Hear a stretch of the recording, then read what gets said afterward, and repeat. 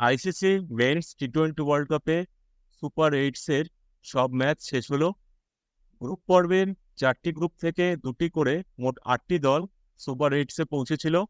Super এইটসে যে দলগুলি পৌঁছেছিল সেই দলগুলি হলো Afghanistan, Bangladesh, India, Australia, West Indies, United states, England এবং সাউথ আফ্রিকা। এই দলগুলিকে 2টি গ্রুপে ভাগ করা হয়েছিল।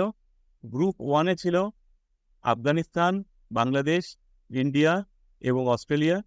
আর গ্রুপ 2-এ ছিল West Indies, United states, England এবং সাউথ আফ্রিকা। এই 2টি গ্রুপের থেকে 2টি করে দল সেমিফাইনালে পৌঁছালো। এইবারে সুপার এইটসের 2টি গ্রুপের পয়েন্টস টেবিলটা একবার দেখে নেওয়া যাক। সুপার এইটসের গ্রুপ 1-এর পয়েন্টস টেবিলটা প্রথমে দেখে নেওয়া যাক। ইন্ডিয়া 3টি ম্যাচে 6 পয়েন্ট পেয়েছে, আফগানিস্তান 3টি ম্যাচে 4 পয়েন্ট পেয়েছে, অস্ট্রেলিয়া 3টি ম্যাচে 2 পয়েন্ট পেয়েছে এবং বাংলাদেশ 3টি ম্যাচে 0 পয়েন্ট পেয়েছে।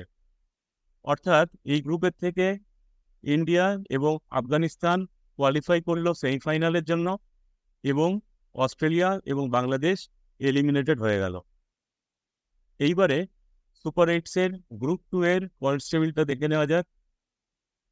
এখানে সাউথ আফ্রিকা 3টি ম্যাচে 6 পয়েন্ট পেয়েছে, ইংল্যান্ড 3টি ম্যাচে 4 পয়েন্ট পেয়েছে, ওয়েস্ট ইন্ডিজ 3টি ম্যাচে 2 পয়েন্ট পেয়েছে এবং ইউনাইটেড স্টেটস 3টি ম্যাচে 0 পয়েন্ট পেয়েছে। অর্থাৎ এই গ্রুপের থেকে সাউথ আফ্রিকা এবং ইংল্যান্ড সেমিফাইনালে কোয়ালিফাই করলো, আর ওয়েস্ট ইন্ডিজ এবং ইউনাইটেড স্টেটস এলিমিনেটেড হয়ে গেল। এই 2টি গ্রুপের ক্ষেত্রেই একটা জিনিস দেখা যাচ্ছে, যে দলগুলি কোয়ালিফাই করেছে সেমিফাইনালের জন্য তারা অন্তত 2টি করে ম্যাচ জিতেছে।